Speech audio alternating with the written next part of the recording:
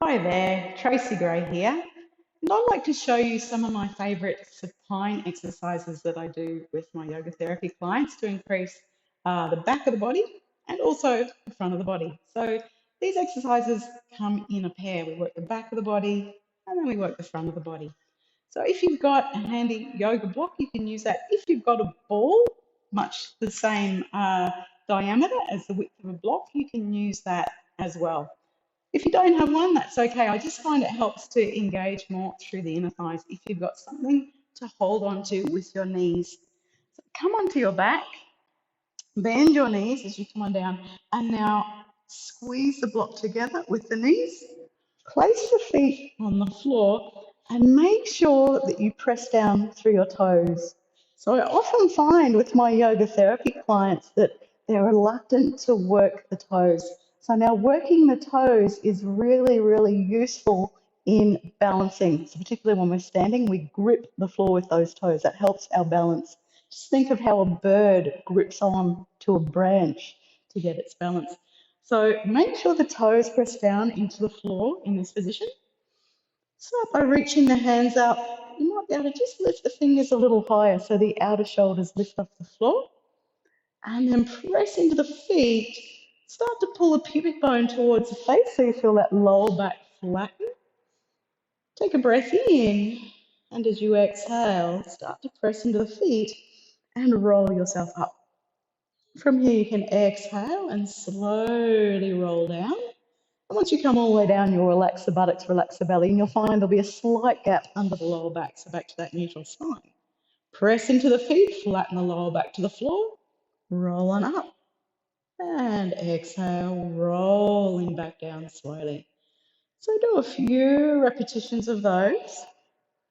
You might find as you start to warm up that the front of the hips will release a bit more, and you might be able to get a little bit higher.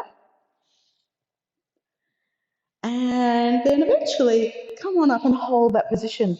And so now here, pull on the floor with the feet. Make sure the toes are still gripping the floor. And you'll notice the engagement through the back of the legs, so through the hamstrings, through the glutes. Reach the arms up to separate the hands now. And as you breathe in, float the arms towards the floor above the head. As you exhale, bring them back down beside the feet. Keep that breath slow, smooth, and steady. Breathing in, arms above the head, and breathe out as those hands come back down beside the feet. So if you feel comfortable in this one, close your eyes and just feel where your arms are in space as you move them. Can you get both hands to touch the floor at the same time? So this is helping to work on your proprioception, and that's your brain's ability to know where its limbs are in space as you move. And when you bring those hands then back down near the feet, now push forward with the feet, and that'll work more through the front of the legs. Can you lift up through the front of the hips and the belly a little more? Maybe even just wiggling those shoulders away and interlacing the fingers behind the back. And you might find this is quite challenging, still holding that block. There'll be a tendency for the knees to want to flop out a little bit, so holding the block stops that. And then release the hands, roll yourself back down. And so now for our counter stretch, which works through the front of the body, the abdomen, chin to chest, breathe in. Slide those hands up to the knees. I often get my clients just to tickle their knees a little bit and come back down. Breathe in to lift up. And that gives you lift. It means you can breathe comfortably into your belly. And exhale down. Breathing and lifting up, chin to chest. Breathe out down. So we do a few of those, just coming straight up and straight down.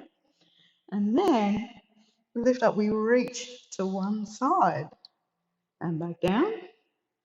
Lift up, reach to the other side and back down. Lift up, reach to one side and back down. Lift up, reach to the other side and back down. And then just finish with a few more symmetrical once again, coming straight up and down. Breathing in to float on up and breathe out.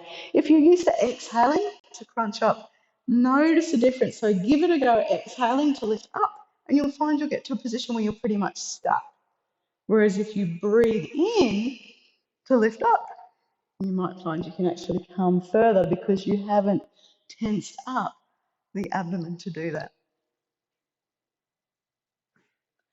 And then you can repeat that again. You can do the one where you lift the bottom up, working the back of the body, and then you can repeat doing those nice crunches as well.